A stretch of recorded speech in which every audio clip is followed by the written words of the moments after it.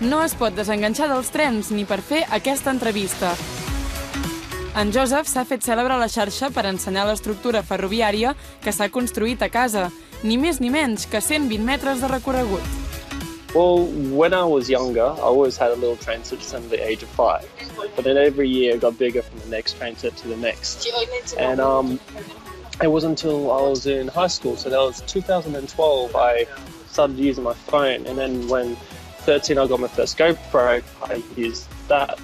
I started working after school, and I just saved up and just spent a little bit more money and bought some more and more and more. And then when I actually started got popular in 2016, I was like, hey, I've got something going here. Si el gat no s'immuta és perquè hi està ben acostumat. En Joseph ha trigat unes 2 setmanes a fer tota la instal·lació i calcula que en els últims 3 anys ha arribat a gastar-se uns 2.000 euros en les peces que li han fet falta. En necessita de tot tipus, sobretot perquè el tren pugui passar sense problemes per zones amb desnivell. En Joseph va demanar ajuda als amics per la part de fora, ja que van haver de cavar un forat perquè el tren passés per sota la tanca. Aquest no és l'únic obstacle que s'ha trobat. També ha de vigilar els membres de la seva família, les mascotes o el temps australià.